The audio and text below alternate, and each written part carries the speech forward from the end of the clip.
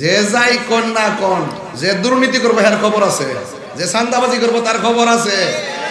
কথা কোন ঠিক কিনা বলেন? গরিবের পেটে যে লাথি দিব তার খবর আছে। কারণ এই দেশে সবার কথা বলার অধিকার আছে। ওয়াজে ওয়াজের ভাষা, অন্য মাঠে অন্য মাঠের ভাষা, মসজিদে ইমামের ভাষা। ঠিক কিনা বলেন? প্রাণ দয়াল রে,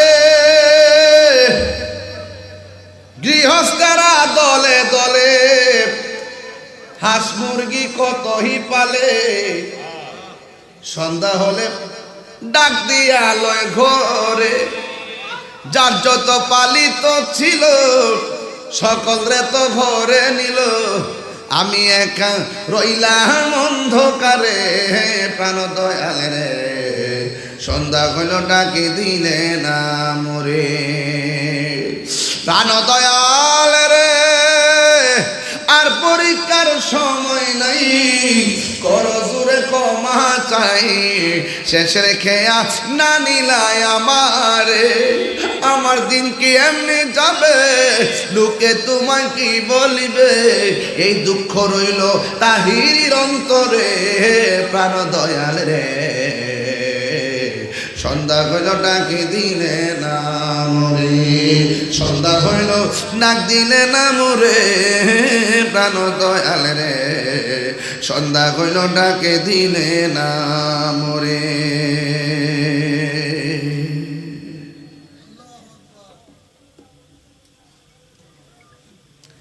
গভীর মনোযোগ। বাড়ির মালিক যদি হাঁস একটা সন্ধ্যায় ফিরতে দেরি করে, বাড়ির মালিক হাঁস খোঁজার জন্য পুকুরের পাড়ে যায়। মালিক কেমন জিনিস? আমার আল্লাহ বলেন মালিক ইয়াউমিদ্দিন, আমি আল্লাহ বিচার দিবসের মালিক। ও বান্দা, আমি আল্লাহ তোরে কোটি গুণ মায়া কইরা বানাইছি। আমার আল্লাহ বলেন আসৌমনি ওয়া আনা আজজি বিহি বান্দারি, দুনিয়ার মধ্যে তোমরা রোজা রাখা কষ্ট করেছো, আমি আল্লাহ তোমাদেরকে 11 মাসের আমলনামার ওজন করব মিজানের পাল্লায়, আর রমজান মাসের সওয়াবের প্রতিদান আমি মিজানের পাল্লায় ওজন করব না, আমি আল্লাহ নিজের হাতে তোমাদেরকে দান করব। আল্লাহু আকবার। রোজা শুধুমাত্র ইবাদত না, রোজা হলো একটা আধ্যাত্মিক চিকিৎসার নাম। এই জন্য আমার আল্লাহ নিজের হাতে বান্দারে পুরস্কার দিব। তাই তো আমার নবী, আপনার নবী রহমাতুল লিল আলামিন বলেছেন, কেউ যদি রমজানের শেষ 10 দিন মসজিদের মধ্যে ইতিকাফ করবে, একটা মুতাকিফ বানায়া যায়। বাজান, রমজানের শেষ 10 দিন ইতিকাফ করবেন, একটা লোক হাত তোলেন। কেডা আছে? রমজানের শেষ 10 দিন ইতিকাফ করবেন, একটা লোক থাকলে হাত তোলেন।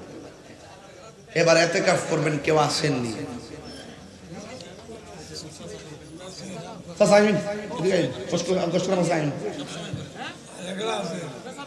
কই আইন একজন নামটা হাজী ফজলু মিয়া তালুক, কবির মিয়া তালুকদার। আচ্ছা, হাজী কবির মিয়া তালুকদার সাসার ভাইসি। আর কেডা? আমার নামটা কোন? মোহাম্মদ তাহের মিয়া, তিনিও ইতিকাফ করবেন। কয়জন ভাইসি? চাচা বইন একটা ফজিলত কইবার লাগে এটা কেনছি, একটা ফজিলত কইতামনি।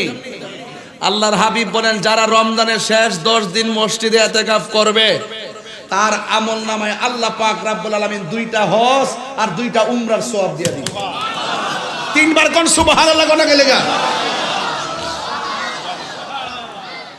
মহল্লার মধ্য থেকে যদি একজন আদায় করে, সবার পক্ষ থেকে আদায় হয়ে যাবে। যদি কেউ আদায় না করে, তাহলে সবাই গুনাহগার হবে। তো যেই লোকটা আপনার জিম্মাদার নিচে মুতাকিফ মসজিদে ইতিকাফ করবে, আপনার উচিত তার দোয়া নেওয়া, আপনার উচিত তার ইজ্জত করা, আপনার উচিত তার পাশে থাকা, আপনার উচিত তাকে সহযোগিতা করা।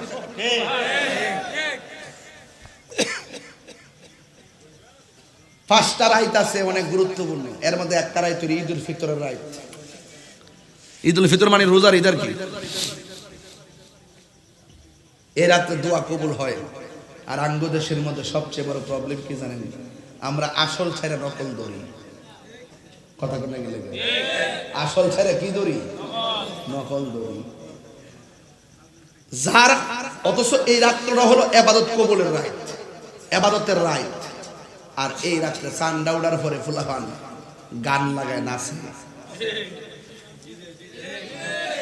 লাগায় নাচে কি না কন?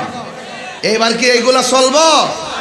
সাবধান বাবানা লক্ষ্মী, অপরাধী হয়ে যাবেন, অপরাধী হয়ে যাবেন, অপরাধী হয়ে যাবেন। আমরা নিয়ামতের রাত নিয়ামতের মাধ্যমে ভোগ করতে চাই। ঈদের দিন আমরা যখন ঈদগায় যাই, এক রাস্তায় যাইবেন আর এক রাস্তায় আসবেন।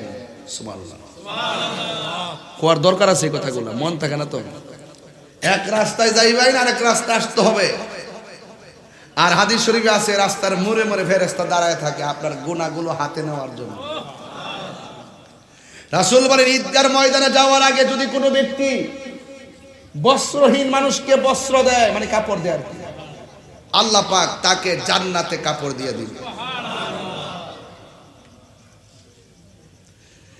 ঈদুল ফিতরের চাঁদ উঠে গেল, যখন উঠে গেল ওই মুহূর্তে আমার আল্লাহ রাব্বুল আলামিন হাবিবের একজন সাহাবী, যার নাম হলো হযরতে ওমর রাদিয়াল্লাহু তাআলা আনহু, যার ব্যাপারে আমার নবী আপনার নবী রাহমাতুল লিল আলামিন বলেছেন, আমার পরে যদি এই পৃথিবীতে কোনো নবী আসতো, সেই নবীটা হযরতে ওমর হইতো।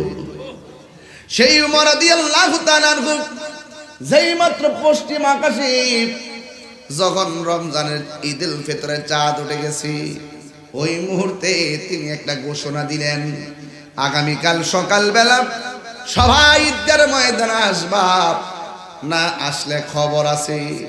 এই কথা বলার পর সব মানুষের অন্তরে একটা তুফান শুরু হয়ে গেছে। উমর যেখানে বলছে মাঠে যাওয়ার জন্য যাওয়াই লাগবে, সকাল সকাল যাওয়া লাগবে, এবার রোজাদাররা বলে আমরা যাব, বেরোজদাররা বলে আমরা যাব। কারণ আমরা যদি না যাই তাইলে উমরের তলোয়ার থেকে বাঁচতে পারতাম না। এই পৃথিবীতে একজন মাত্র সাহাবী যে এক রাস্তা দিয়া গেলে জীবনে কিয়ামত পর্যন্ত এই রাস্তা দিয়া কোনোদিন শয়তান যাবে না, শুধুমাত্র উমরের ডরে। এমন উমর জীবনে এক রাস্তা দিয়ে একবার গেছে, ওই রাস্তা দিয়ে কখনো শয়তান যাবে না। শয়তান মনে করে উমরের যে ভাবার কবর থেকে উঠতে হইলো আমার জুতা দেবে।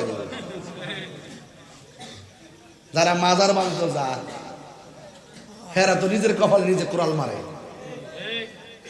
দেখবেন কেমনে কামড়া কামড়িটা লাগে, সময় কিন্তু আইতাছে, আমি দেখতেছি কেমনে কেমনে আইতাছে, মানে আমি দেখতেছি এগুলা কেমনে কেমনে আইতাছে।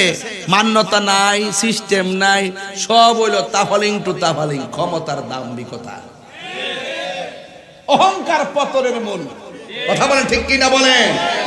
অহংকার পতনের মূল।